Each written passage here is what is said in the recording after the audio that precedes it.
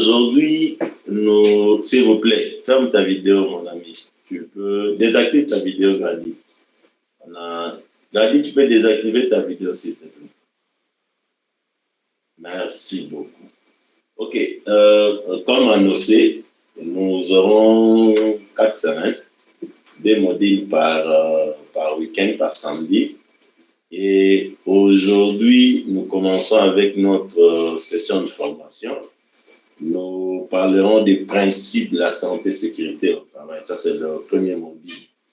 Et le deuxième, on parlera certainement du système de santé et sécurité au travail.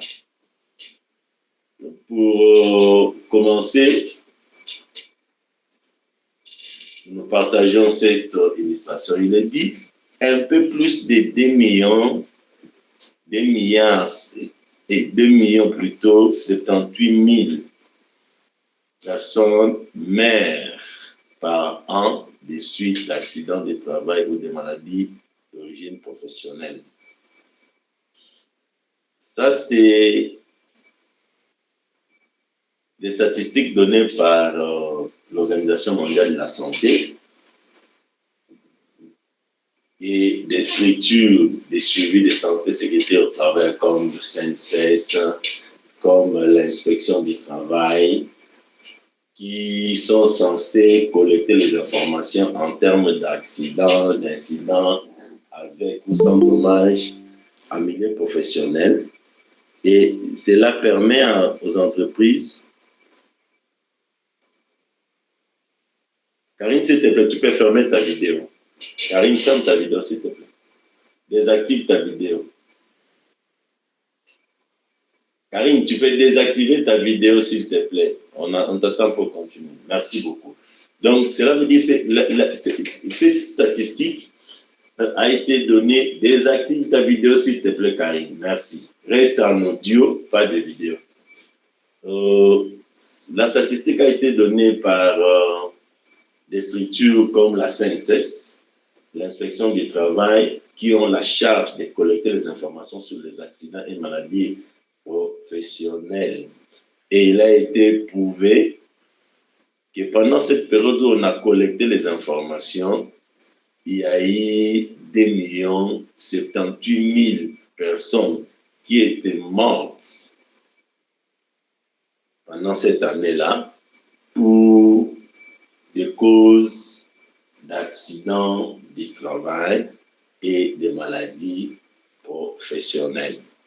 Raison pour laquelle cette alerte a été donnée pour dire aux entreprises: hey, soyez alertés, soyez éveillés, parce qu'il y a des hommes et des femmes qui quittent leur maison, qui ont dit à leur famille, qui ont dit à leurs enfants que nous sommes allés au travail, mais qui ne sont plus revenus.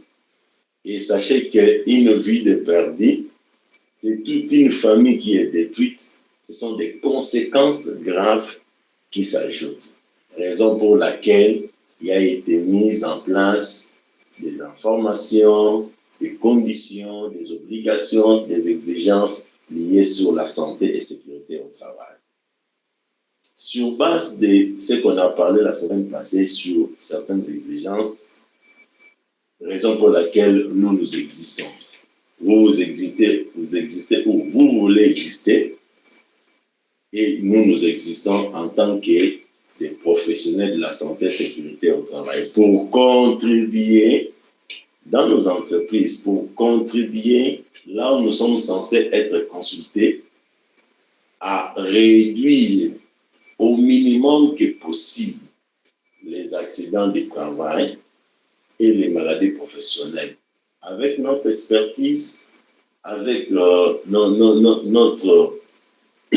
véhémence, avec notre force, avec notre énergie, de manière à ce que les personnels qui sont venus les matins en bonne santé puissent réellement rentrer chez eux en bonne santé. Merci de votre participation. Nous nous lançons. Aujourd'hui, nous allons parler des principes de la santé et sécurité au travail. En fait, on va vous faire entrer dans les domaines de la santé et sécurité au travail. On parlera essentiellement des termes, on développera c'est quoi la santé et la sécurité au travail, comment on doit se comporter, comment on doit les gérer, et progressivement jusqu'à ce qu'on va arriver au second chapitre. Quelques concepts. Vous attendez santé au travail, sûreté ou sécurité, bien-être au travail. Voilà, c'est la manière dont c'est défini. Je vais lire un peu et expliquer. Comme je vous avais dit, je vous ai donné la documentation qu'il faut lire après. Et ici, moi, je ne le lirai pas tout. Je vais lire un peu et je prendrai beaucoup de temps pour expliquer, de manière à ce que quand vous allez lire, que vous puissiez lier l'utile à l'agréable. C'est quoi la santé au travail? On dit la santé au travail, c'est l'absence de maladies ou mauvaise santé. La santé fait ici, nous sommes ici au deuxième paragraphe, la santé fait référence non pas seulement à une mauvaise santé physique, mais aussi à une psychologie peut-être conduite à une dégradation du système nerveux. Le mot qui est pris ici, c'est la profondeur même de notre santé en nous comme travailleurs. Cela veut dire, quand nous venons au travail, nous avons des aspects liés à la santé qui nous guettent. Le premier aspect, c'est la santé physique. Et le deuxième aspect, c'est la santé mentale. Le premier aspect sur la santé physique parle de notre environnement du travail. Mais est-ce que là où nous travaillons, il y a manipulation de produits chimiques avec les risques à ce que nous puissions inhaler et nous pouvons avoir des maladies comme des cancers, nous pouvons avoir des maladies des poumons, nous pouvons avoir des maladies respiratoires.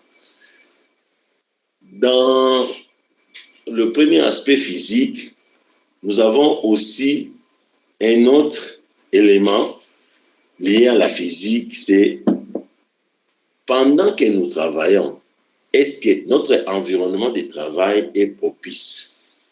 Quel est le genre de chaises que nous utilisons? Nous utilisons plutôt. Est-ce que nous avons des chaises ergonomiques?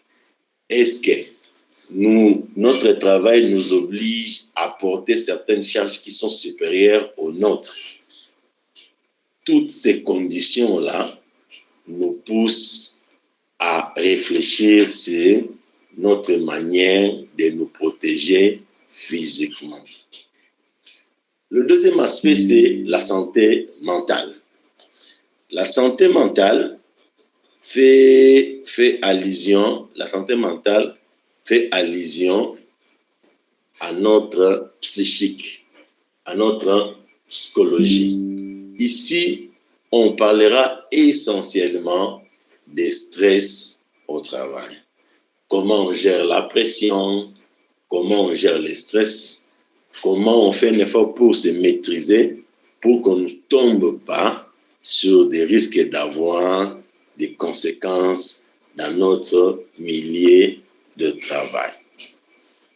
Pour nous, c'est très important à ce que vous puissiez le savoir, parce qu'en tant que professionnel de la santé et sécurité au travail, vous serez appelé à participer ou à contribuer dans l'amélioration des aspects physiques, psychologiques, psychiques en milieu du travail. Et si ces aspects ne sont pas bien gérés, les travailleurs est exposé directement au risque des maladies professionnelles ou des maladies liées au travail. On va prendre un exemple. On se demande aujourd'hui pourquoi, après de longues carrières, les travailleurs partis en retraite se retrouvent dans la plupart des cas avec des AVC, avec des handicaps mentaux ou physiques. C'est parce que pendant qu'ils le prestaient, ils étaient soumis à beaucoup de pression, à beaucoup de stress qui a eu les risques et qu'ils ont contenu pendant qu'ils étaient au travail, mais ces pressions les ont amenés dans l'avenir à se retrouver avec beaucoup de maladies et notamment les maladies, beaucoup de maladies liées au psychique. Et pour terminer ce cadre ici, quand on parle de la santé au travail, on voit directement ce qu'on appelle les maladies professionnelles. Et en définition, les maladies professionnelles, ce sont des maladies qui viennent et qui se manifestent plus tard. Donc cela veut dire qu'on a été pendant longtemps exposé aux risques, mais on a géré les risques. Mais comme on ne l'a pas bien géré, ou on l'a géré sans prévention ou sans précaution, on a contenu ces éléments qui ont causé dommage. Et ça s'est développé jusqu'à sortir quand c'est déjà considéré comme tard. Ça, c'est quand on parle de la santé au travail, on voit directement ce qu'on attend par maladie professionnelle. Le second élément ici, c'est la sécurité. La sécurité au travail, la sécurité au travail. On dit la sécurité au travail et l'absence des risques, nous sommes ici, et l'absence des risques d'une blessure sérieuse. Par exemple, on en a cité, marcher dessus sur beaucoup, d'une charge, sous une charge qui peut tomber sur vous. Nous avons parlé de la santé au travail, on a fait allusion aux maladies professionnelles. Et quand on parle de la sécurité au travail, il faut voir directement l'aspect accident. Et les accidents du travail a une spécification qu'on appelle c'est soudain. Donc cela veut dire c'est quelque chose, on a été exposé, l'événement est arrivé et ça a causé dommage ou pas dommage, c'est ça ce qu'on appelle accident du travail. Et l'élément majeur de la sécurité au travail, c'est comment on peut contenir cette soudaineté-là, comment on peut contenir ces risques d'être exposé à une situation dangereuse qui peut causer dommage.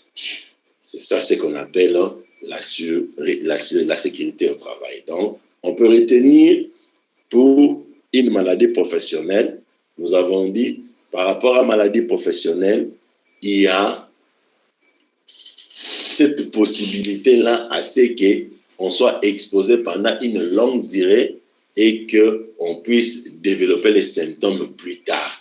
Mais par rapport aux accidents du travail, on a un effet soudain.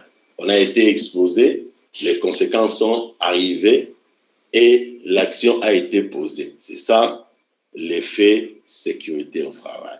Le bien-être, l'accès à des installations, à des éléments comme des toilettes et consorts. Quand on parle de bien-être, le bien-être au travail, il faut retenir que notre domaine, notre cours s'intitule, j'ai bien dit, la santé et sécurité au travail. Donc, tout ce qu'on parlera ici va cadrer sur la santé et sécurité au travail.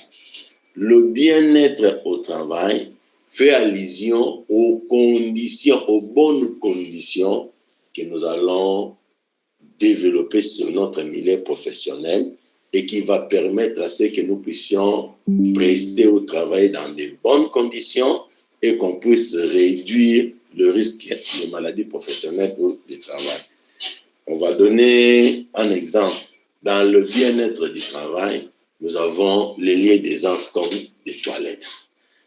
Vous ne pouvez pas avoir un bon milieu du travail si vos conditions hygiéniques ne reflètent pas de bonnes conditions.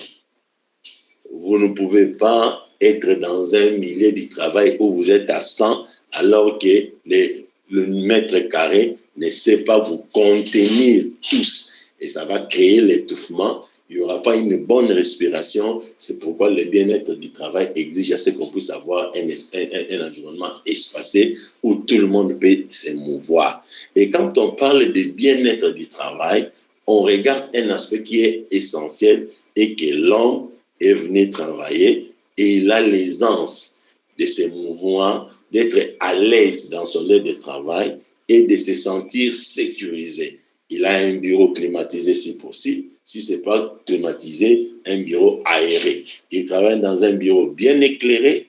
Il travaille dans un milieu où il se sent qu'il est sécurisé. Ce milieu-là, et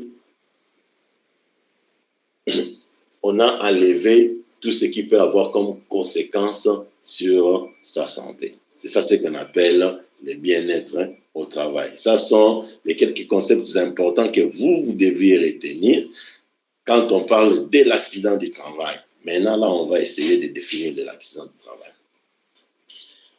On dit un accident du travail. L'article ici, c'est l'article 58. Nous allons y arriver. Mais il faudrait savoir avant que nous puissions évoluer que quand on parle de la santé et sécurité au travail, on a la référence première en République démocratique du Congo dans ce que nous appelons les codes du travail.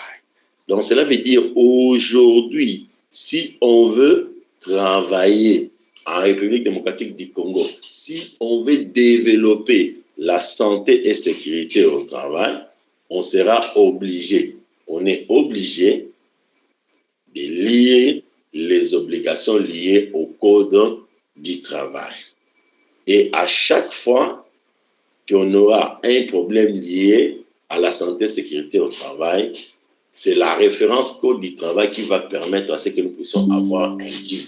C'est pourquoi, dès qu'on va se séparer avec vous ici, entrez sur Google, téléchargez les codes du travail et lire, et vous allez comprendre c'est quoi en fait la santé et sécurité au travail.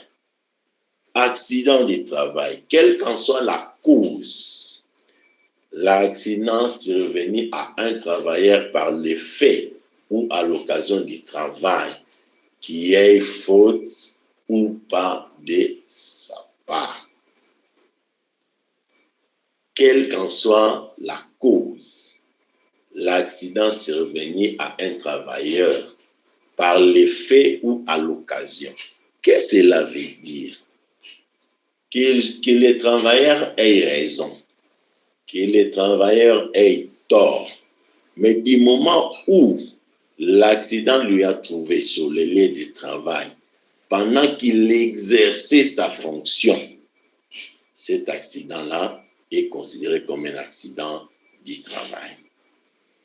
Que ce soit par sa faute ou pas, mais cet accident-là est déclaré comme accident du travail. Je pense qu'on a compris. Mais au fait, nous avons, à l'exception de cette définition, nous avons aussi certaines situations qui sont assimilées ou qui rejoignent ce qu'on appelle accident du travail. Nous avons les accidents de trajet et nous avons des accidents qu'on connaît pendant que nous sommes en voyage de service. Voyage de service, c'est simple à comprendre. Vous avez un ordre de mission, vous avez une autorisation de l'employeur. Lorsque vous y allez, vous connaissez un accident, c'est pris en charge. Mais maintenant, l'accident de trajet est assimilé à un accident du travail sous certaines conditions. Je vais essayer d'expliciter ces conditions-là. Moi, j'habite Limete. Je suis venu travailler aujourd'hui le samedi, alors que je ne suis pas autorisé à venir travailler le samedi. Si j'ai un accident pendant que je retourne à la maison, cet accident-là n'est pas considéré comme un accident du travail. Je suis censé travailler de lundi à vendredi. Effectivement, j'ai travaillé lundi à vendredi. Mon travail se termine à 17h. On sait que pour aller à l'IMT, je dois sortir de mon chemin, prendre Lingwala, Kasavubu pour aller jusqu'à la maison parce que c'est ça le chemin. Mais dès que je prends un chemin détourné, je pars vers magasin dans l'esprit de contourner vers Mongafula et que j'arrive de côté de l'Ipen, je connais un accident qui m'amène à un handicap ou à la mort, cet accident-là n'est pas considéré comme un accident du travail. Pourquoi? Parce que je l'ai eu en dehors de mon parcours du bureau à la maison. Donc, ce que nous devons retenir est que l'accident de trajet qui est assimilé à l'accident de travail doit... C'est s'il te plaît. Hein, on va rester au training, les questions seront après, s'il te plaît, pour qu'on ne perde pas le fil d'idée. Écrivez la question, à la fin, on donnera la parole à tout le monde pour des questions. Donc, si vous déviez de votre trajet, cet accident-là n'est plus considéré comme un accident du travail. Donc, vous devriez rester dans les trajets connus, à moins que ce soit une orientation de l'employeur pour vous dire les coins est insécurisé, faites les contours. Mais si tout est normal et que vous vous retournez sur un chemin détourné, c'est maintenant à l'enquête ouverte par l'entreprise ou soit par l'inspection du travail ou soit par la CNCS en cas d'une déclaration d'un handicap ou d'un dommage grave pour définir réellement c'est quoi et le pourquoi de cette déviation. On essaie d'expliquer calmement pour que vous puissiez comprendre. Maladie professionnelle. On en a parlé sur la santé, maintenant on y est. On a parlé de l'accident du travail, on a parlé de l'accident, maintenant là, on est dans maladie professionnelle. Toute maladie désignée dans les tableaux. Donc, il faudrait savoir que toute maladie qu'on a sur les lieux de travail n'est toujours pas considérée comme une maladie professionnelle.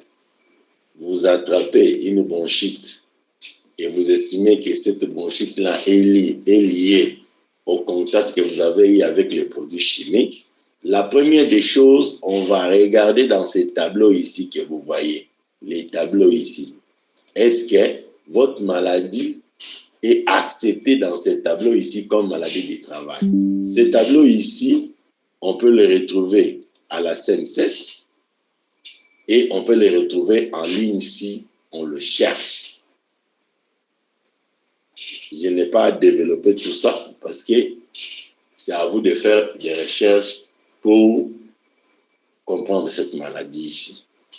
Il y en a 60 comme on a dit, mais jusqu'alors, 14 ont été homologués ou considérés. Mais ce qui est important ici, ce n'est pas de connaître. Nous ne sommes pas là pour faire l'apologie de ces 16 maladies ou de ces 60. Notre cours cadre sur qu'est-ce que nous devons faire, qu'est-ce que nous devons mettre en place, quelle est la manière de prévenir ces maladies que nous devons mettre en place afin d'éviter cette survenance. C'est pourquoi nous sommes là. Je pense que la raison pour laquelle nous sommes ici, pour que ça puisse nous permettre à ce que nous puissions vraiment connaître le pourquoi nous sommes là. Mais il est toujours mieux de connaître ces maladies-là et de savoir comment on peut les gérer. C'est en ligne, sur Google, faites les recherches, vous êtes assez fiable, assez fort pour les connaître. Mais avec moi, nous développerons beaucoup plus les capacités de prévention contre les accidents et contre les maladies professionnelles. J'aime cette partie ici parce que ça définit au moins quelle est l'appréhension de la santé et sécurité au travail en milieu professionnel. Si vous avez la chance de travailler un jour comme un HCC, comme Safety, je ne sais pas comment le dire, vous aurez à entendre la chanson que moi j'ai eu presque plus de 10 ans maintenant il y a. Cette chanson-là, c'est « Vous ne produisez rien, mais vous ne faites que dépenser à l'entreprise de l'argent ». Bon nombre des entreprises considèrent que les HCC, les services de la santé et sécurité au travail, ne font rien du tout. Nous ne faisons que dépenser de l'argent parce que nous venons avec des plans d'action, des projets de mission, beaucoup de choses, alors qu'à la fin, nous ne produisons pas. Erreur. Je dis bien erreur.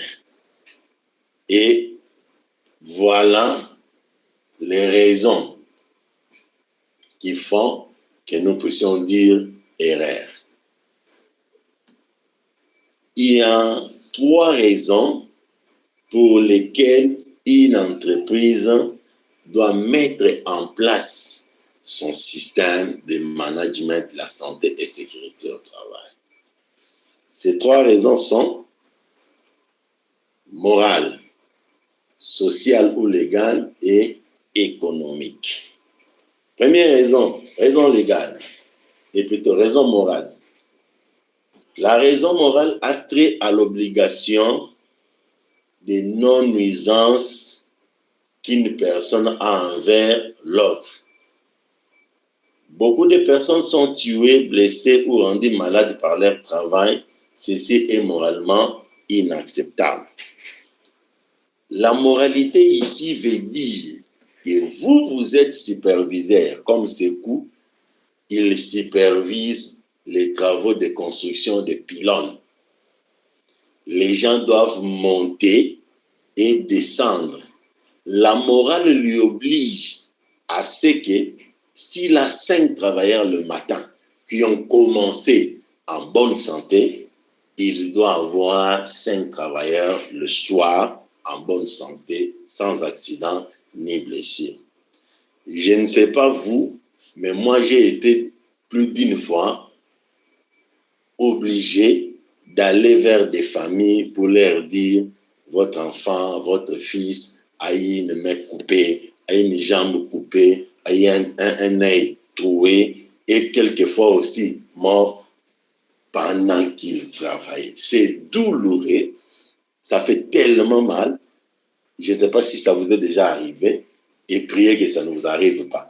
Parce que moralement, vous êtes abattu. Et ce qu'il faut reconnaître, lorsque vous avez un accident dans votre milieu du travail, les 2, 3 ou 4 jours qui suivent, même la production est affaiblie. Parce que les personnels ont vu comment leurs amis, leurs collègues est décédé sur le lieu de travail. Ils seront démotivés et peut-être qu'ils ne vont plus même continuer. Donc c'est ça la raison morale qui oblige aux directeurs des entreprises, aux managers des entreprises, aux superviseurs que vous serez, de poser des bons actes, d'être des responsables de santé et sécurité, de manière à ce que votre personnel soit sécurisé pendant qu'ils font leur travail. Donc cela veut dire s'il faut les obliger à porter des ceintures de sécurité, s'il faut les obliger à porter des casques, s'il faut les interdire de monter parce que vous sentez qu'ils ont bu ou ils sont sous l'effet de l'alcool ou s'ils ont fumé de l'herbe, s'ils ne sont pas à l'état de travailler, ne regardez pas la production, mais interdisez-les parce que les conséquences sont néfastes. Ça, c'est la première raison. La deuxième raison, c'est la raison sociale ou légale. Elle a trait au cadre légal qui gouverne la conduite des affaires et des obligations. Un employeur a le devoir de fournir un lieu de travail sécurisé, une machine, un équipement sécurisé, des systèmes de travail sécurisants. Je vous ai parlé du Code du travail. Quand vous lisez le Code du travail à partir de l'article 155, vous y descendez, je crois, jusqu'à 160, 165, vous verrez combien le législateur congolais a mis en place des obligations pour les entreprises pour les employeurs à respecter pour que le personnel soit sécurisé. Et si vous êtes superviseur, vous représentez l'entreprise, vous êtes censé respecter les lois pour protéger la vie de votre personnel. Ça, c'est sur le plan légal. Mais quand on parle aussi des raisons sociales, ici, on a parlé d'un point très important. On a dit des systèmes de travail sécurisants. Cela veut dire quoi? Qu'en tant qu'entreprise, vous devriez avoir des procédures, des politiques, des règles développant la sécurité en milieu du travail. Et ces règles-là, c'est à vous, superviseurs, c'est à vous, managers, c'est à vous, directeurs, de faire un effort de le faire respecter.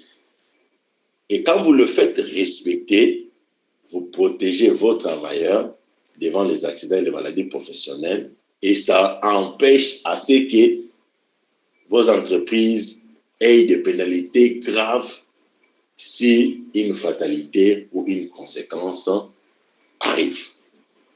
Et la troisième raison, c'est la raison économique. Nous avons parlé de raison morale liée à la moralité du chef d'entreprise, raison légale liée au respect des lois et des procédures internes par rapport à la sécurité. La troisième raison, c'est la raison économique. C'est quoi en fait la raison économique? On dit, elle a trait au fait que les accidents et les mauvais états de santé coûtent de l'argent à l'entreprise. Quand un accident a lieu, il y a les coûts directs et les coûts indirects. Comme conséquence de cet événement, certains de ces coûts sont assurés ou non.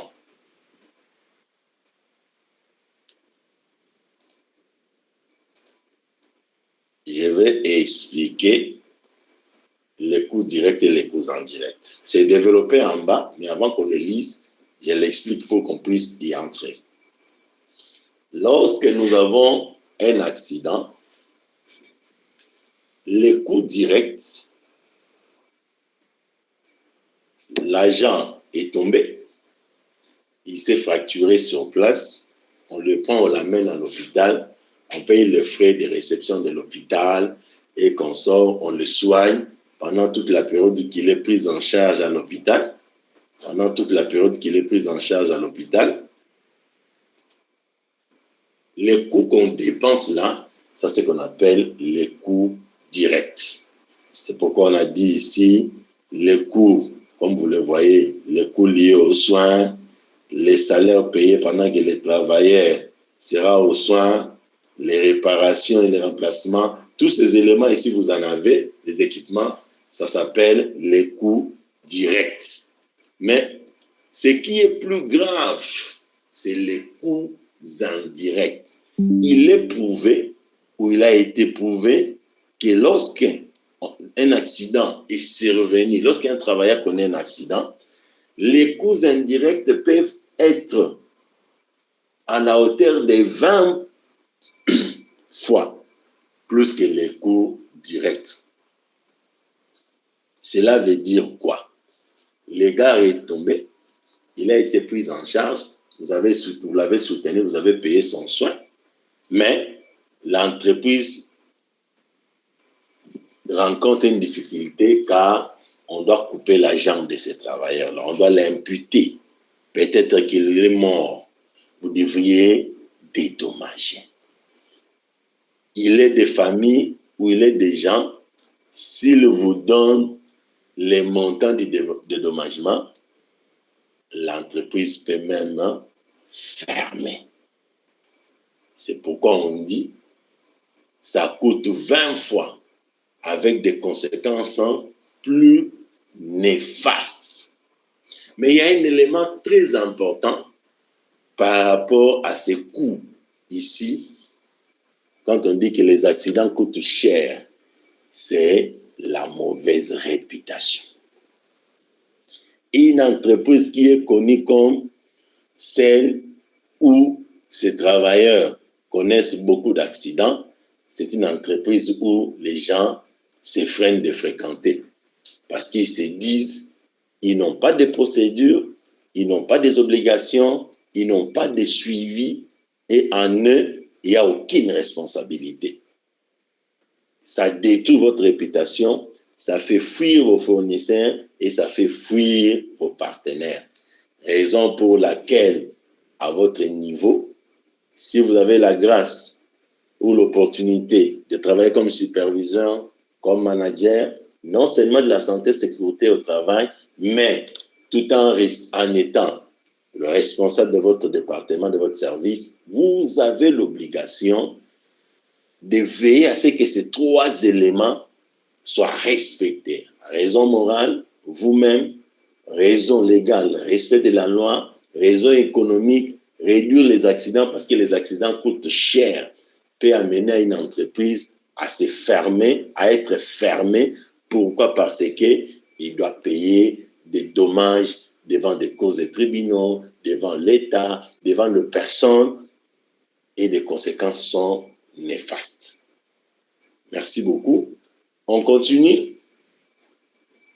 Nous avons ces 13 éléments.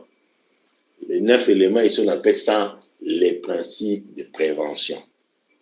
S'il vous plaît, ces éléments ici pourront vous guider comme ça nous guide à mettre en place le système de la santé et sécurité au travail. Si vous maîtrisez ces 9 éléments, je vous rassure que vous serez à même de travailler comme superviseur santé et sécurité au travail.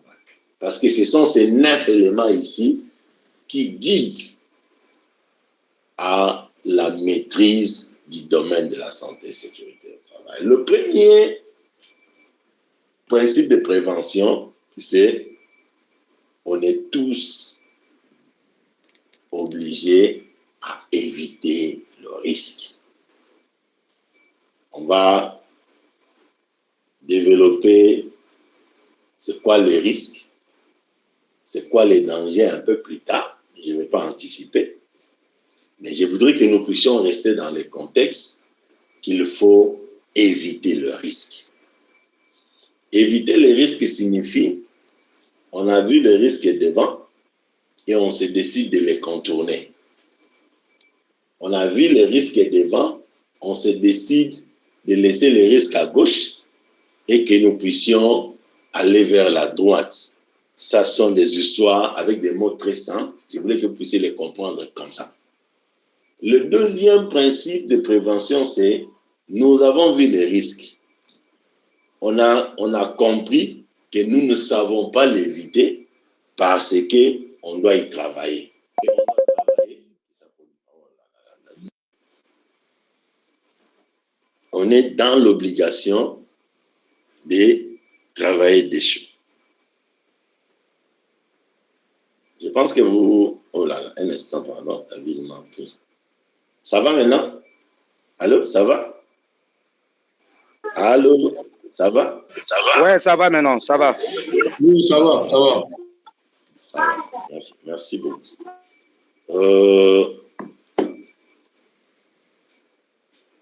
Le deuxième, c'est, on a vu les risques, on ne sait pas les contourner, on doit l'affronter. Je donne un exemple.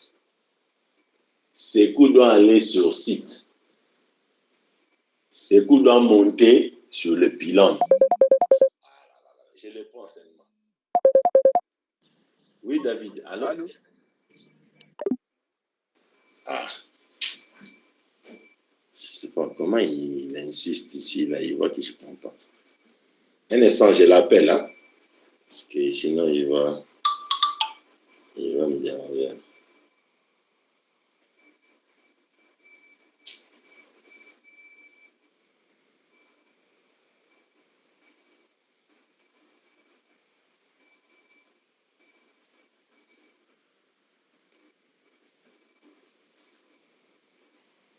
Sékou doit aller sur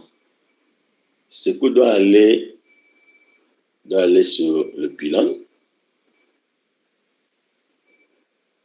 Si ce coup ne part pas monter sur le pylône, en tout cas, Iscastel, sa société, risque de ne pas avoir des revenus.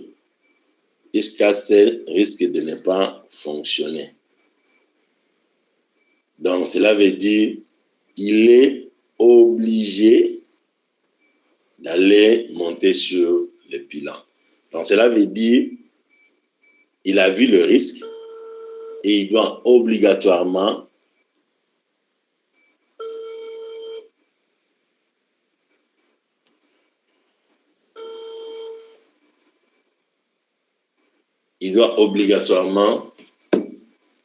y travailler. Mais comme il doit obligatoirement aller... Oh là là là.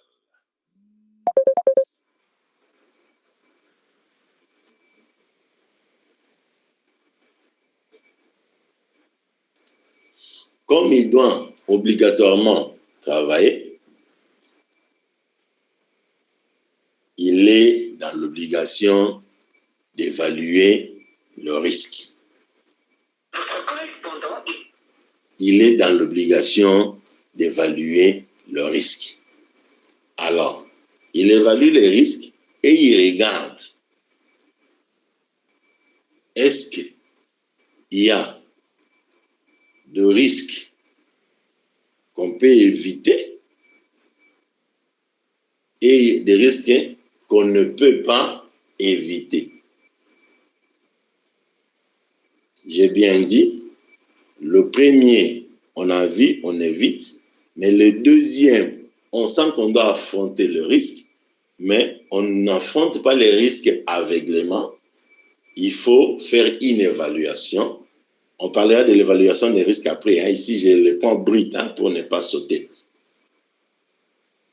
Alors, lorsque il voit, il évalue le risque, il regarde les risques qu'il peut éviter et il voit ce qu'il ne peut pas éviter. Ça, nous sommes au deuxième.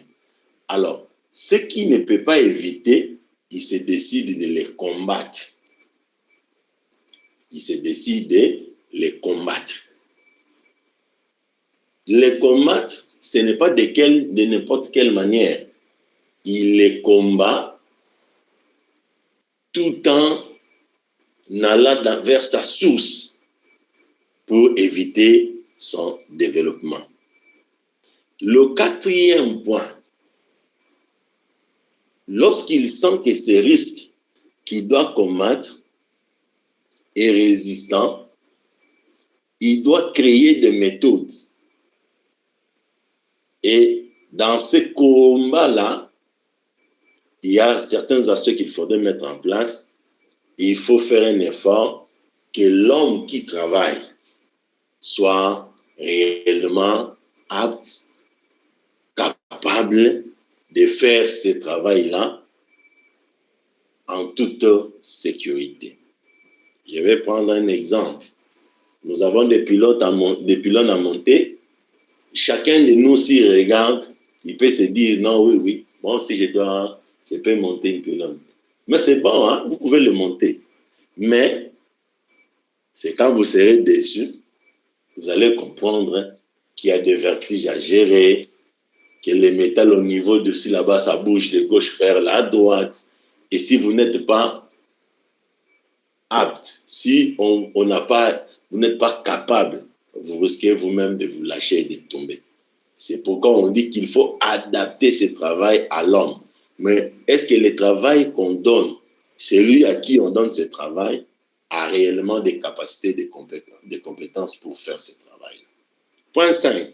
Tenir compte de l'évolution de la technologie. Là où il faut faire participer l'intelligence artificielle, comme ici on aura certains jours où je vous enverrai une présentation intelligence artificielle, de manière à ce que je puisse aussi me reposer. Là où il faut faire intervenir l'ordinateur, là où il faut faire intervenir les robots, il faut l'utiliser de manière à sécuriser aussi l'homme. Ne pas tout prendre ne pas tout mettre la tête, prendre de bonnes décisions, de manière à faire un effort, à utiliser le développement de la technique pour se sécuriser. Autrefois, on faisait des emballages à main et on était obligé de s'asseoir pendant 3, 4, 5 heures avec des mal de dos. On était obligé de se mettre debout pendant de longues durées. Aujourd'hui, l'empaquetage ou l'emballage est fait par des robots. On aligne seulement les produits, la machine elle-même emballe en sachet en carton et ça sort des produits déjà bien emballés. Ça, c'est on utilise l'évolution de la technique. On fait le torquage. Autrefois, on utilisait le torquage avec les serre-boulons à main. Aujourd'hui, on a des machines aussi, on peut... Ça serre directement les boulons. Ça permet à l'homme de rester habile et de réduire ses mouvements pour éviter qu'il y ait des conséquences graves. Remplacer ce qui est dangereux par ce qui ne l'est pas ou moins. Lorsque vous faites du travail, il faut veiller avec cet aspect-là. Si vous sentez que les procédés que vous allez utiliser, quand je parle de procédés, les mélanges chimiques, si vous sentez que la chaise que vous utilisez, l'ordinateur que vous utilisez est à risque par rapport à votre santé, vous les remplacez avec ce qui est moins dangereux ou avec ce qui n'est pas dangereux. Ça contribue à la gestion des risques. On en verra. La planification de la prévention. Vous ne pouvez pas faire une évaluation des risques, ressortir les inputs, les éléments, sans planifier les actions à mener contre le risque.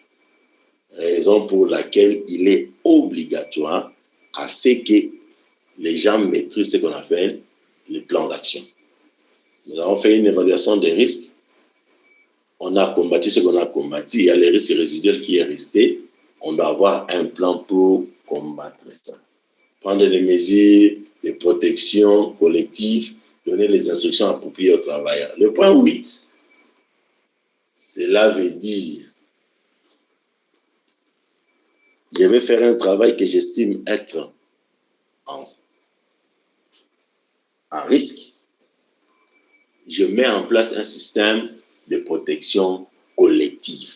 Donc, cela veut dire je dois barricader les lieux pour éviter à ce que les enfants ou les travailleurs puissent se retrouver dans la zone à risque, parce qu'il y a des engins qui doivent rouler, il y a beaucoup de choses qui doivent monter, passer. Je barricade les lieux. Le fait de barricader, je mets une protection collective. Je dois manipuler les câbles électriques à haute tension. Je viens sur la zone mère ou la cabine mère, je verrouille les systèmes, ce qu'on appelle en anglais log-out, tag-out.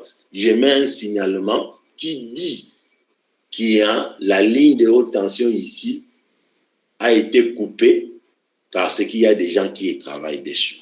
Mais lorsque vous ne mettez pas un signal, lorsque vous ne verrouillez pas, lorsque vous ne mettez pas une protection collective, quelqu'un peut venir, il pense, il croit que la situation a été peut-être mal manipulée et il remonte là où vous êtes, clac, fini pour vous.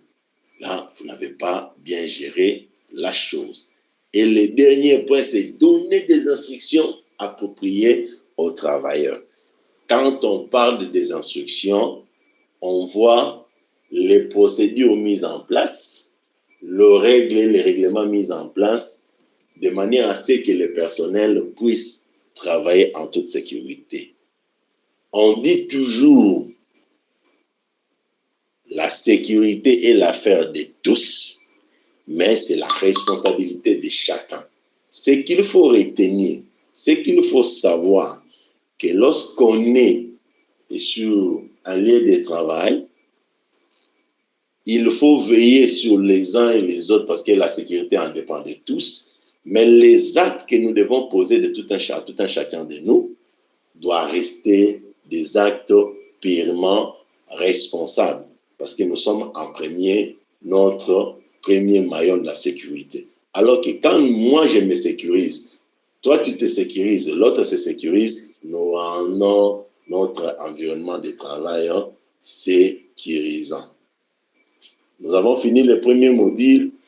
Nous laissons 5 minutes aux questions. C'est court, avant qu'on puisse passer au second module. Allô, c'est court? Ok, bonjour, bienvenue. Merci quand même de nous retracer tous ces bienfaits-là. En fait, ma question était la suivante, mais après, vous avez quand même répondu un peu, mais je vais quand même la reformuler pour que vous donniez plus d'éclaircissement. C'était par rapport au trajet, accident de travail. Oui. Alors, vous avez pris un exemple. Je prends un exemple, par exemple, pour Iscastel, un agent d'Iscastel, comme vous connaissez, quelqu'un qui travaille à Iscastel et qui habite à Limité. Prenons toujours cet exemple. Mais maintenant, on sait de quitter à la Gombe pour aller à Limité. Il y a une trajectoire. Mais avec le système de la circulation congolaise, vous-même, vous savez qu'on ne peut pas prendre toujours la même direction. C'est-à-dire quelqu'un qui doit prendre de A à B, maintenant il prend A, il va à C pour se retrouver à B. S'il y a un accident, vous dites que ce n'est pas un accident de travail, pourtant il est en train de se rendre à la maison. Bon, c'est cool. Merci. Hein. Merci beaucoup. Je n'ai pas dit que ce n'est pas un accident du travail. J'ai dit deux choses. Et je vais rajouter une troisième chose pour dire, les Français disent l'exception confirmant la règle. Donc cela veut dire, les règles sont établies, mais les exceptions accompagnent les règles. Mais cette exception-là est vérifiée par une enquête. Est-ce qu'il a réellement fui l'embouteillage pour contourner vers Bandal et aller vers Limité? S'il a contourné pour faire un petit détour à Bandal chez son deuxième point, ou c'est son deuxième petit chéri, et qu'il va maintenant ressortir vers Kassavoubou, on va calculer, non? Il a quitté le bureau à 17h et il a eu l'accident à 21h. Est-ce que pour contourner ici jusqu'à Kassavoubou, il faut faire 4 heures? Ça, c'est l'enquête qui va le déterminer. Ça, c'est l'exception. Mais la règle dit qu'il y a un chemin qui est fixé. Et ce chemin-là, il faudrait savoir, comme nous travaillons ici, il y a une note circulaire qui est établie par les ministères provinciaux de transport qui oblige aux employeurs de payer les trajets de transport aux travailleurs. Et ce paiement-là est fait par les trajets que doit emprunter l'employé. Donc, cela veut dire, comme moi j'habite 17e rue Limité, on ne peut pas me payer un transport contournant vers quoi? Vers Bandal. On sait que bienvenue quitte Limité, il pourra prendre Gombe et il vient ici. Ou il pourra prendre Lingwala et il vient ici. Ce trajet est défini par rapport à mon lieu d'habitation et à mon lieu de travail. Alors, quand vous contournez ce trajet, s'il y a un incident, vous deviez vous expliquer. Et c'est l'enquête qui va déterminer si réellement vous avez contourné pour des raisons valables. Et dans la plupart des cas, parce que j'ai fait beaucoup d'enquêtes sur ça, ce n'est pas des raisons valables. Ça va, c'est vous? Oui, ça va très bien, merci. Ça va, ok. Une autre question? Allô? Une autre question? S'il n'y en a pas, on va passer au second. Le deuxième module d'aujourd'hui, c'est le cadre légal. Quand on parle de cadre légal, nous savons qu'on va parler des lois internationales, des lois nationales, des procédures, des normes qui poussent, qui obligent les entreprises à fonctionner avec la santé et sécurité au travail.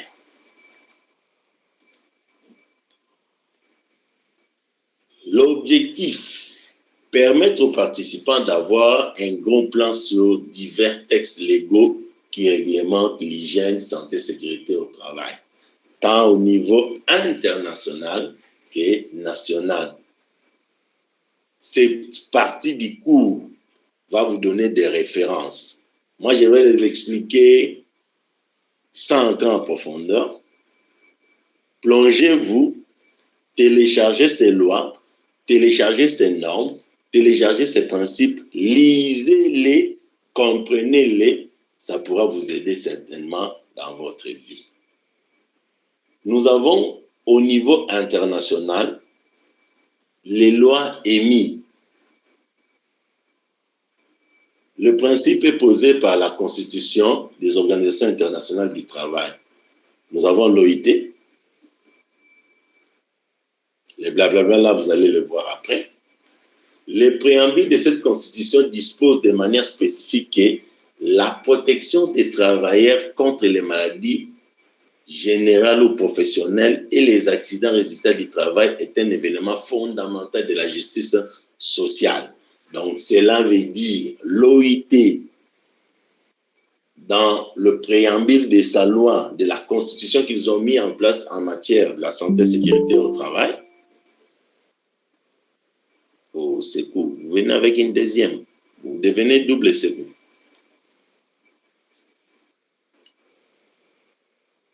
Oblige les entreprises, oblige l'employeur à mettre en place un système de prévention, un système de protection de ces travailleurs face au risque d'accidents et de maladies professionnelles.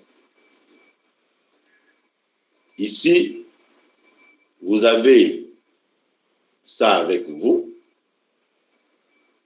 Nous avons la Convention 155 de l'OIT sur la santé et la sécurité, plutôt sur la sécurité et la santé des travailleurs. Les barres bleues là, vous avez ces documents, hein? Téléchargez-les, lisez-les. Ici, nous avons la règle de l'OIT, la Convention 155, il y en a, vous les lisez, vous les comprenez. Tout ça, vous les lisez, vous les comprenez.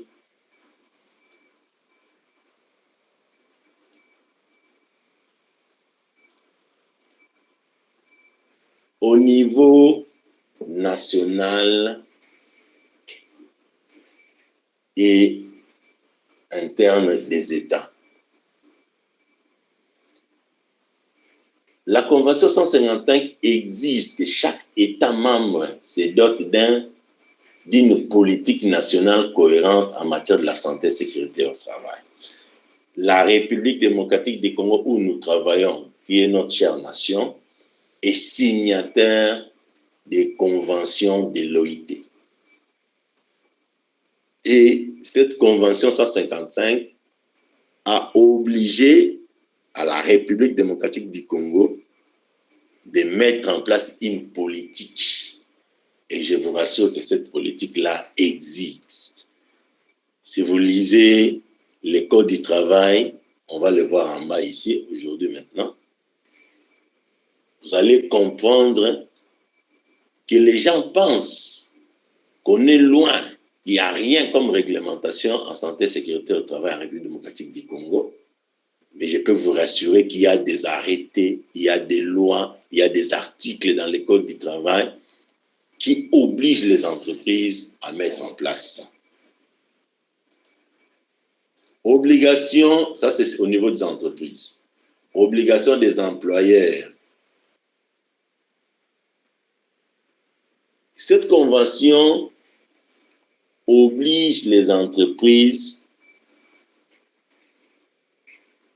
à mettre en place un système où ils doivent gérer les risques, les dangers et les conséquences découlant des accidents et des maladies professionnelles. Mais qui doit mettre cette politique-là en marche. C'est vous et nous.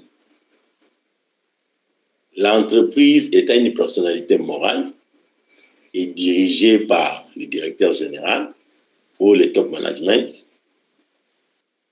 avec un conseiller dans le domaine de la santé et sécurité au travail, et cette maîtrise est transférée aux managers, aux superviseurs, de manière à ce qu'eux, à leur tour, conduisent les équipes à la connaissance et aux maîtrises des principes de prévention liés à la santé et sécurité au travail. Autre instruction de l'OIT sur la santé et sécurité au travail, toutes ces conventions, vous en avez, il faut les lire, ça va vous donner de la force. Parlons maintenant de la République démocratique du Congo et nous arrêterons aujourd'hui par là. La Constitution de la République démocratique du Congo dit les droits au travail. Le travail est un droit et un devoir sacré pour chaque Congolais. Les droits à la vie. Toute personne a droit à la vie et à l'intégrité physique. Comme conséquence, il est nécessaire d'assurer des conditions adéquates qui garantissent la vie et la bonne santé en milieu du travail. Cela veut dire quoi? Que tout Congolais a droit d'avoir un travail en République démocratique du Congo. Toute personne vivant en RDC, la Constitution de la République lui garantit le droit de travailler suivant le respect de certains principes. Mais il rajoute que ces travail-là, ces droits de travail-là, il faut que ça puisse respecter les droits à la vie. On ne peut pas vous donner ce travail pour que ce même travail puisse toucher à votre intégrité physique ou puisse toucher à votre vie. C'est ça ce que ça veut dire ici. Nous avons plusieurs textes légaux que vous allez lire. Prochainement, quand on va venir, chacun aura 5 questions par rapport à ce qu'il a lu. On peut mettre 6, 3 questions sur les conventions internationales, 2 questions, 3 questions, 2 questions sur les arrêtés et les lois internes sur la santé et sécurité au travail que nous allons développer ensemble. Ça, c'est un devoir, hein? Je pense que vous avez noté. Le samedi prochain, on aura le temps d'en discuter. Le code du travail. Vous voyez la bande bleue ici, la bande bleue ici. Donc, cela veut dire quand vous allez cliquer ici, ça va vous permettre directement de télécharger le code du travail. Il faut le lire à partir de l'article 155 jusqu'à 165. C'est là où on parle du code du travail. Objectif. Ça sont les points élucidés dans le code du travail. Les conditions de santé et sécurité doivent être assurées en vue de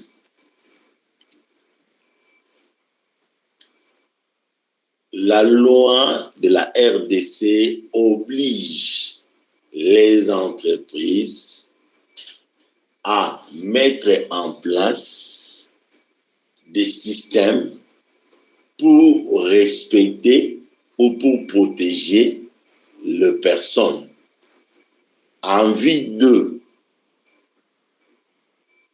atteindre ces objectifs qui sont prévenir les accidents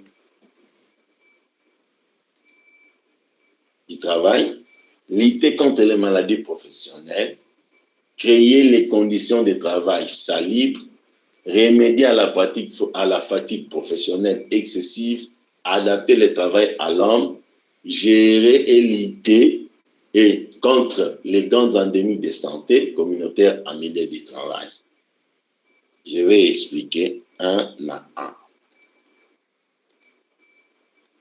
Prévenir les accidents du travail, on en a déjà parlé. Lutter contre les maladies professionnelles, on en a déjà parlé. Créer les conditions de travail salubres, on a parlé lorsqu'on a parlé du bien-être au travail. On a dit qu'on doit avoir un milieu de travail propre, aéré, bien, de manière à ce que la personne soit à l'aise, se sente confortable pendant qu'il fait le travail. Remédier à la fatigue professionnelle excessive. Ne donnez pas du travail au personnel qui peut dépasser leur capacité physique, mentale, psychique et intellectuelle, parce que si professionnellement il est fatigué, les risques peuvent vite arriver. On va prendre un exemple. Vous êtes cadre, vous êtes manager, on vous donne un chauffeur, on vous donne un conducteur pour y aller.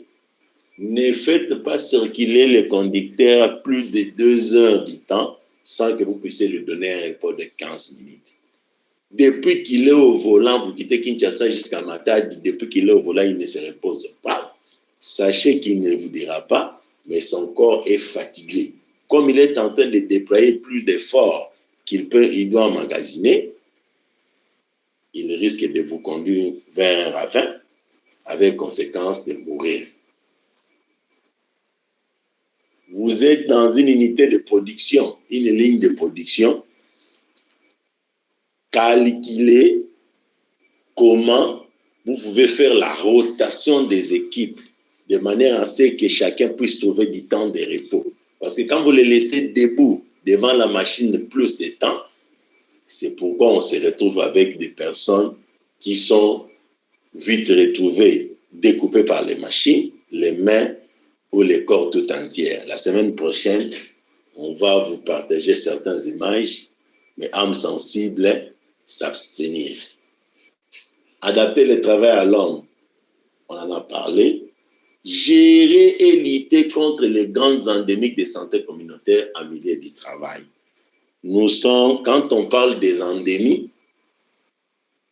de santé communautaire, on voit des maladies comme Ebola, on voit des maladies comme choléra, on voit des maladies comme les épidémies qu'on en a actuellement, coronavirus.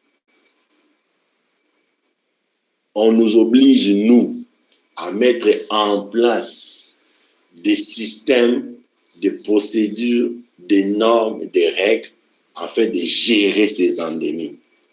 Et la loi nous oblige, ce n'est pas des papiers, la loi nous oblige à mettre ces systèmes en place. Quelques articles qu'il faut aller lire. Dis merci s'il te plaît, tu fermes ta vidéo. Quelques articles qu'il faut aller lire. Nous avons l'article 160 qui parle de la santé au travail. L'article 163 qui parle de la sécurité au travail. Allez lire ces articles, ça va vous conforter dans votre recherche. Allez lire ces arrêtés, je vous le mets pour que vous puissiez les lire. Arrêté ministériel fixant les conditions d'hygiène sur les lieux de travail. Je pense qu'on va aujourd'hui terminer par là. Et vous allez faire des recherches, vous allez nous revenir avec des actions. Cet arrêté réglemente plusieurs questions relatives à l'hygiène et à la sécurité au travail et s'articule sur 4 chapitres dont les derniers concernent les dispositions générales. On a dit la propriété du lieu du travail, les opérations émettant les gaz, les odeurs, les fumées ou les bruits, le travail dans les locaux fermés, la quantité de lumière et éclairage sur les lieux de travail, la gestion des bruits, vibrations et autres, les caractéristiques des sièges et tables du bureau, l'eau et les boissons diverses, la propreté des latrines, unions et douches. Les gens pensent que lorsque on vous donne une bonne chaise, du bureau pour que vous ne puissiez pas vous casser le dos, lorsqu'on vous met à boire dans le bureau, lorsqu'on lave, on nettoie régulièrement les toilettes, certaines personnes pensent qu'ils font faveur aux travailleurs. Et les travailleurs eux-mêmes pensent qu'on est en train de leur faire des cadeaux. Non, on ne leur fait pas des cadeaux. Ce sont des obligations de la loi. Lorsque vous créez une entreprise, vous devriez maintenir certaines conditions d'hygiène. Et dans ces conditions d'hygiène, ils doivent avoir un bureau propre, bien nettoyé. Ils doivent avoir des latrines bien nettoyées. Ils doivent avoir un réfectoire pour manger ou boire du thé. Ils doivent avoir de l'eau de boisson propre, hygiénique, de manière à ce qu'ils ne puissent pas attraper des maladies. Ils doivent travailler dans un milieu où il n'y a pas de bruit, il n'y a pas de vibrations. Ce sont des obligations de la loi. Et vous entrez dans le domaine des HEC. Vous voulez entrer pour certains, et les autres qui y sont déjà comme des initiés, il faudrait savoir que dans ces domaines, on ne travaille pas avec sa tête, on travaille avec les lois du pays, on travaille avec les normes nationales et internationales, on travaille avec les procédures et politiques internes. Tout ce que je viens de vous citer, ça constitue le cadre légal de votre entreprise. Toutes les politiques, toutes les procédures que l'entreprise a mises en place est considérée comme le cadre légal permettant le fonctionnement de cette entreprise.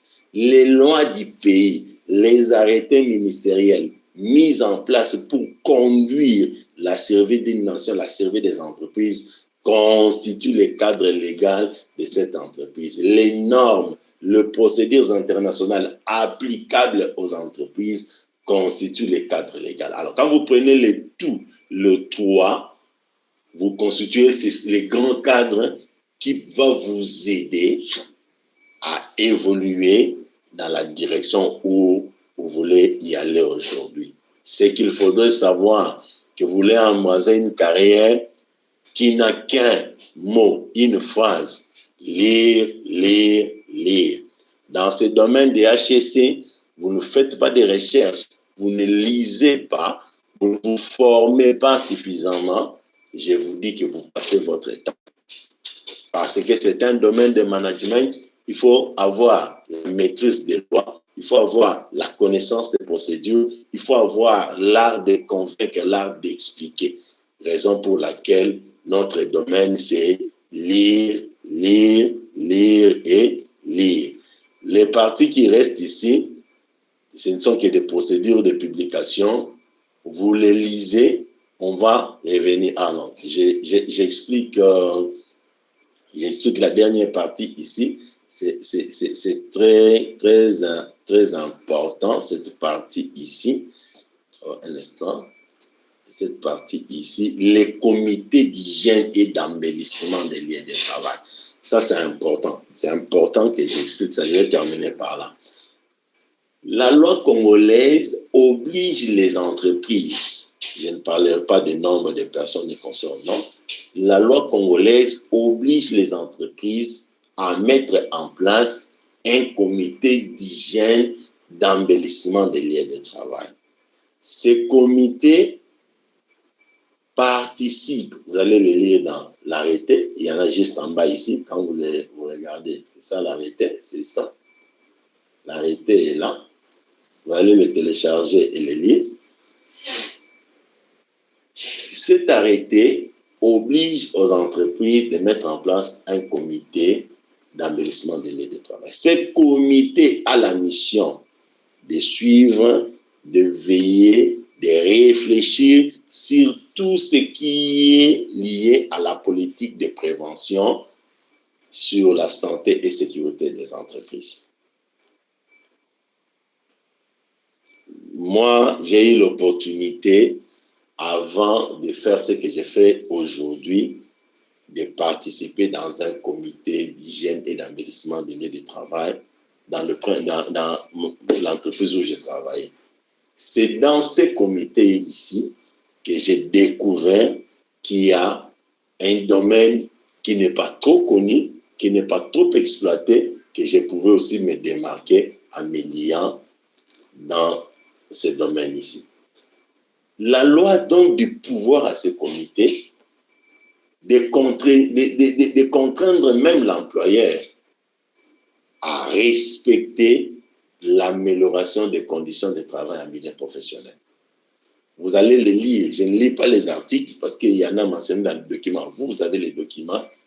Lisez pour comprendre la force de ces comités et l'importance de ces comités. Et la loi oblige dans l'organisation de ces comités que le directeur général soit le président et vous, si vous êtes HSC, vous êtes superviseur safety consort, que vous en soyez le secrétaire. Alors, pour être le secrétaire d'un comité où le DG est président, il faut avoir de la matière. Parce que dans un comité, c'est le secrétaire qui réfléchit et c'est le secrétaire qui propose les termes à exploiter. Je reviens encore en conclusion pour dire, les domaines où vous voulez entrer n'a qu'une seule phrase. Lire, et puis en plus, lire. Pour aujourd'hui, nous nous arrêtons là. Il est 11h52. Je laisse quelques minutes aux questions afin que nous puissions éclaircir et nous dire au revoir et prenons rendez-vous pour la semaine prochaine. Micro ouvert. Merci de participer, de poser des questions avant que nous puissions prendre la photo de clôture. Oui, coach. Allons-y. Oui, s'il n'a pas de questions. En fait, yes. J'ai un petit souci, c'est juste que je n'avais pas bien saisi sur les points. Oui. Allons-y, allons. Oui, les raisons pour maintenir et promouvoir des bons standards de santé et sécurité, en fait. La raison morale et la raison sociale, je n'avais pas bien maintenu ça. Si vous pouvez un peu revenir sur ces points-là. Merci beaucoup. On va remonter sur le raison. Nous avons dit il y en a 3, n'est-ce pas?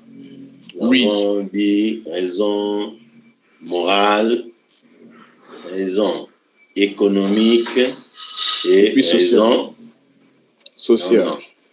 Non, oui, raison sociale. Parlant de la raison morale, je le lis, hein? Oui, quand et puis appuyer par un exemple si c'est possible. Je le lis et je vais expliciter clairement. D'accord. Elle a trait à l'obligation morale de non-nuisance qu'une personne a envers l'autre. Ça, c'est la raison morale. Donc, cela veut dire, Dieu merci, s'il te plaît, tu poseras la question. Tout le monde posera sa question, s'il te plaît. Cela veut dire, si vous êtes chef d'entreprise, hein, la morale vous oblige, vous, à ne pas envoyer votre personnel dans une activité où vous sentez qu'il va mourir. Vous avez un véhicule taxi que vous mettez sur la voie publique, mais vous-même, vous savez que le frein de ce véhicule n'est pas bon. Mais quand vous tenez à manger le soir, vous dites au taximène, papa, prends ce véhicule, va chercher de l'argent. Mais vous êtes sûr que ce véhicule n'a pas de frein. Alors s'il sort sur la voie publique, vous êtes sûr et certain qu'il nécessairement il aura un accident, n'est-ce pas? Alors cet accident peut avoir des conséquences néfastes. C'est ça la raison morale. Donc votre morale vous oblige à faire de bonnes choses. Parce que quand nous parlons de morale, on voit comment quelqu'un peut avoir un bon comportement. Ne pas avoir un comportement nuisible vis-à-vis de la société. C'est ça la raison morale. La raison sociale ou la raison légale est entrée à la loi. Je viens de parler des cadres légaux, n'est-ce pas? Oui. Tu as compris les cadres légaux, n'est-ce pas? Oui. Ça va, merci. Oh là, tu m'écoutes? Je vous saisis, je suis là. Ça va, merci. Quand on parle du cadre légal, je pose des questions. Laisse ton micro ouvert, on discute. Tu as compris ce qu'on appelle le cadre légal, n'est-ce pas? Allô, continue, d'accord. Ça va. Oui, Non, ne coupe pas, nous discutons. On est là pour ça, pour donner les éclaircissements. Ne coupe pas. Donc, je parle de cadre légal, cela veut dire la loi. Et quand on parle de raisons sociales ou raisons ou légales, cela veut dire nos entreprises doivent respecter tout ce que nous venons de voir dans notre partie des cadres légaux liés aux obligations de la loi par rapport à la protection de l'employé afin de lui éviter tout accident et maladie professionnelle. Ça va? Ça va. Mais la partie économique, c'était bon, n'est-ce pas? Oui, la partie économique, c'était bon. Merci beaucoup. Dieu merci. Tu peux refermer le micro. Hein? Dieu merci. Ça va. Non, merci. Merci. Ma question avait la même sens que mon ami vient de poser. J'ai bien compris maintenant. Ok, ça va. Autre question? Autre question? Merci beaucoup. On va arrêter la présence là. On va arrêter l'enregistrement. Oh là là. Coach, j'ai levé la main. J'ai levé la main. Tu as levé la main? Oui, je viens de lever la main maintenant là. Au fait. Oui, allons-y. Un autre souci. Il nous reste. Coach, je voulais un peu être éclairci au fait. Vous aviez fini le boulot. Vous avez fini le boulot par exemple à 17h. Du coup, vous quittez le lieu du boulot pour la maison. Et moi, je vois donc, vu que vous avez fini le boulot, vous êtes Pose la question oui, sans donner des exemples. Pose la question. En fait, ce n'est pas un exemple. Mon souci est celui-ci. Dès que vous quittez déjà le boulot, normalement, vous n'avez plus de contrat avec le boulot. Dès que vous rentrez à la maison, en cas d'accident, quel que soit les problèmes, là, ça ne concerne pas Ce n'est pas ce que dit la loi. Ce n'est pas ce que dit la loi. C'est ça ce que j'ai dit. Quand j'ai parlé des accidents, j'ai dit il y a les accidents du travail et les accidents de trajet. Ça va? Oui. Les accidents de trajet protègent les travailleurs de sa venue du boulot, de la maison vers le boulot et de son retour du boulot vers sa maison. Hein? Okay. Donc, ça veut dire que quand vous quittez votre maison pour venir au boulot, cette partie-là est considérée que vous êtes déjà sur le lieu de travail. Et quand vous retournez, cet aspect est considéré comme encore que vous êtes sur le lieu de travail, n'est-ce pas? Ça veut dire que vous avez un incident ou un accident pendant cette traversée, la loi vous protège. Du moment où vous n'êtes pas dans un trajet de contour. Ça va? Oui, ça va, coach, ça va. Ok, merci.